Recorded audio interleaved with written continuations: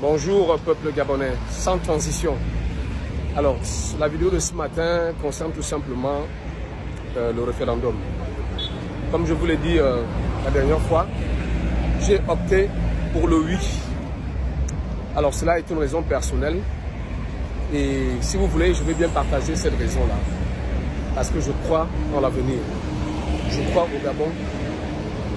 Et je crois que peu importe ce qui est réfuté par les uns et les autres dans cette constitution, c'est une constitution qui sera à la limite gérée par des Gabonais. Moi, j'ai appris une chose, c'est que sur 2 millions de personnes, il n'est pas évident de mettre 2 millions de personnes d'accord sur 173 articles. Ça ne va pas être possible.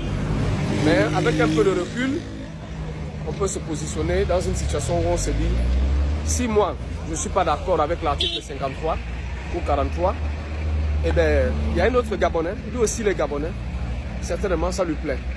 Donc c'est cette particularité-là, avec cette diversité-là, qui me donne confiance en l'avenir. Alors j'entends mes amis m'appeler de part et d'autre pour parler de la théorie du complot, pour dire le général de brigade Brice Clotaire Oligui-Nguema, chef de l'État, président de la République, a taillé la Constitution à sa mesure. Alors je suis un peu triste, en même temps déçu, de savoir que de tels propos sont tenus. Alors, laissez-moi vous faire un petit calcul simple.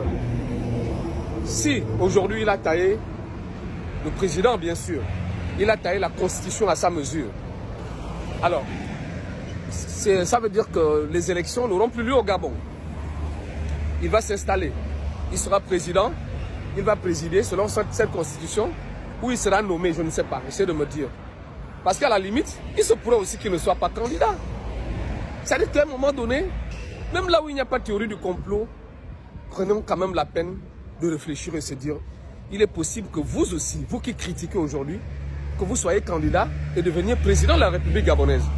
Alors, cette constitution sera-t-elle taillée pour vous? Parce que si on ne se pose pas ce genre de questions, on sera toujours dans le doute en se disant, il y a un complot. Je dis, les amis, la question la théorie du complot, il faut qu'elle cesse dans nos têtes. C'est vrai, nous avons subi les affres. Le Gabon a été martyrisé par les pédégistes, par tous ces partis politiques-là, que vous connaissez tous. Mais il n'en demeure pas moins que nous devons garder espoir pour notre pays. Pourquoi moi je vote le oui? Pourquoi je vous invite à aller voter le oui? Parce que cette constitution, les amis, ceux qui étaient au dialogue national, ce n'est pas les Martiens. Ceux qui étaient au dialogue national, ce n'est pas des gens venus d'ailleurs. Ce sont des Gabonais. Ce sont des Gabonais. Parmi ces Gabonais-là, il y avait bien sûr parfois nos pères, nos frères, nos mères, etc. Ce sont tous des Gabonais. Donc à la limite, cette constitution, qu'on le veuille ou pas, elle a été mise, en fait, elle a été rédigée par des Gabonais. À moins que je me trompe, que tous ceux qui sont partis au dialogue d'Angondjé, tous ceux qui ont siégé pour essayer d'apporter un certain nombre d'éléments à cette constitution ne sont pas des Gabonais. À partir de là, je dirais oui.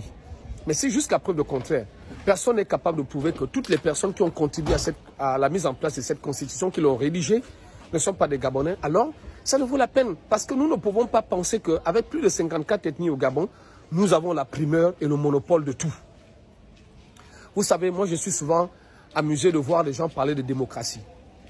Je suis souvent étonné de voir les gens parler de « Oh, moi je suis démocrate, moi je suis etc. » Moi j'ai finalement compris dans le fond que les républicains sont les vrais démocrates. Parce que eux au moins, ils arrivent non seulement à fédérer, mais à accepter les autres selon leur diversité.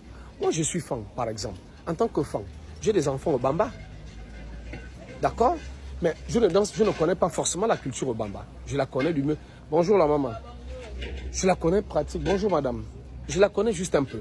Mais cela ne me laisse pas indifférent. Je ne suis pas pour nous, j'ai des frères pour nous. Je ne suis pas Nzébi, j'ai des amis Nzébi. Je ne suis pas Mienais, j'ai plein d'amis Mienais. Hein? J'ai plein de filles Mienais qui sont gentilles, que je connais. Je les connais, toutes ces filles Mienais-là, je les connais. Hein?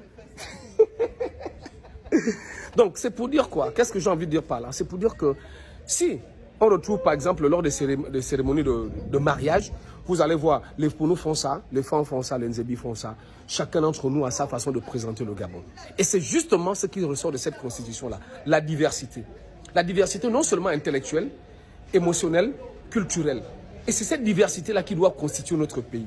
Alors, si nous nous mettons à dire telle personne était au dialogue, parce que qu'est-ce qui vous dit que toutes les personnes qui ont rédigé cette constitution-là seront forcément des présidents de la République?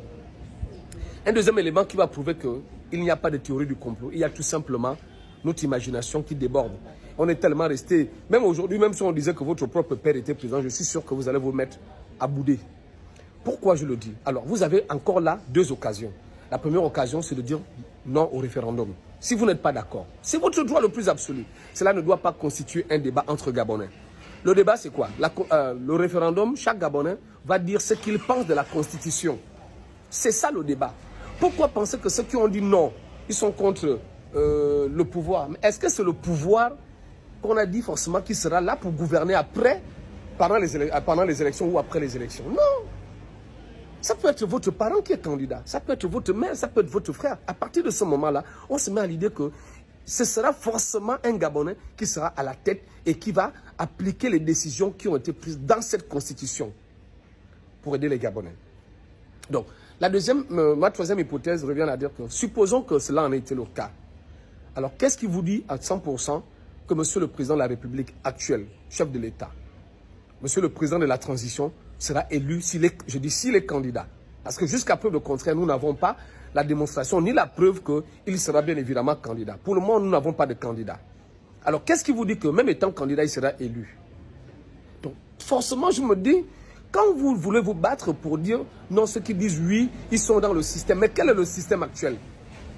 Ceux qui disent oui sont avec le pouvoir. Mais ce pouvoir dont vous parlez aujourd'hui, demain matin, ne peut ne plus être au pouvoir. Qui ne vous dit pas qu'un Billy Binze peut être candidat et être président de la République? Qui ne vous le dit pas?